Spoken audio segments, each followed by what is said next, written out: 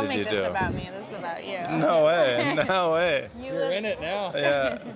Do you live on the North Shore now? Or? Yes. How's that? It's been amazing. It's been an amazing experience. 7 years now. It's still there. Okay.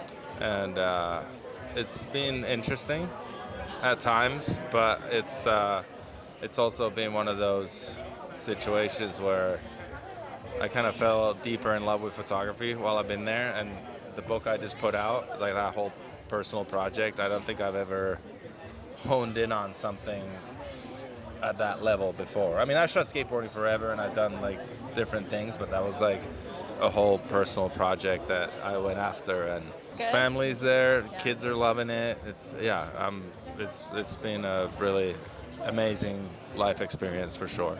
Skateboarding came first, and then obviously through that I got interested in filming and photography and documenting my bro skating, and that's kind of how I got sucked into photography.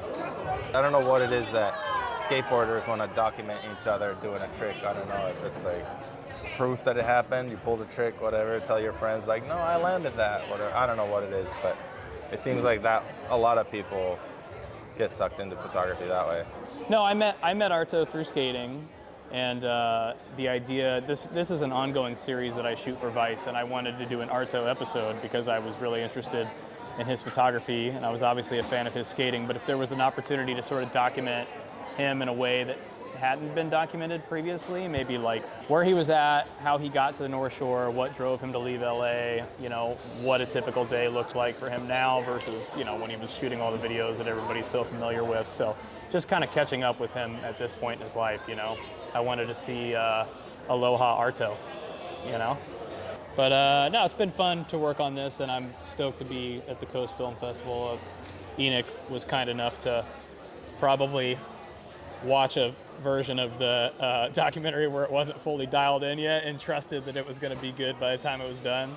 So, yeah, the first version we sent to him was pretty rough still. It was like pretty rough around the edges, but you could tell where it's coming from. Anyone that makes movies can tell, like, okay, this is, you know, the first rough cut. And, for sure.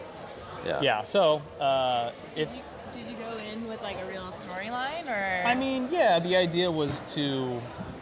I did have a storyline in mind, but at the same time, you can't force these things. Like with documentaries, they sort of, you don't know what you have until you're in the editing room, you know, and then once you're there, you're like, oh, this is actually the story we have. We don't have that story. So you just kind of got to let it go where it goes, you know. So you're I'm sure you've been approached like many of times. What made you sort of trust Ben and know that that was something you wanted to work on with him?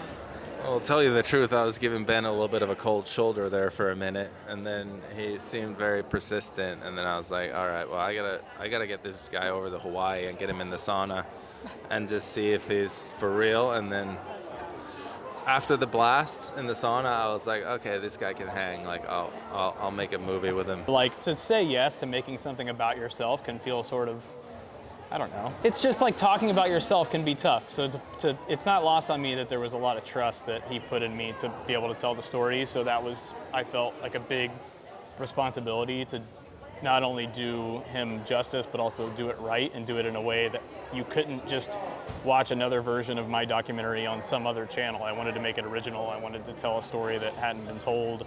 And I think we did a good job. I think people are, you know, I think, at least in my opinion, when Arto and his family left Los Angeles to move to Hawaii, I think a lot of people wondered, oh, he just quit skating, or he's like, what's he doing? Or, you know, and so just to be able to tell that story of what he's doing now, but what pushed him to do that, you know, was my angle. It's weird to watch something that's like that closely about your life with a bunch of people. It's like it's a really weird experience.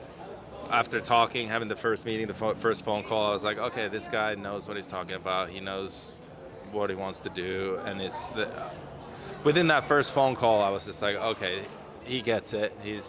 He knows how this is gonna roll. So I was pretty confident about that. I was not so confident that he was going to be down, so I was glad it worked out. Yeah. This lives forever, so, you know, you just want to make sure that you're like, you don't want to put anything out that you're not happy with, you know, and you want to be 100% happy with it, and the same goes for photography. or skate parts or whatever. I mean, sometimes you settle and you put things out because you're behind a deadline or something, but for me, I didn't feel like I really had that. So I was like, if we can just get this thing to where we're really happy with it, you know. And then of course there's the whole like, okay, here's a rough cut and I have to give it to Arto to watch, and then that's when I'm really like, he hasn't texted me back, it's been 20 minutes, I'm freaking out or something, but you just want to make burn the drives. Yeah. No, it was fun. I mean, it was all the shoots were super mellow, super easy. I mean, it was really fun making this thing, you know. You guys made it real easy. Okay, perfect. Hey, will you snap a photo of the three of us real quick?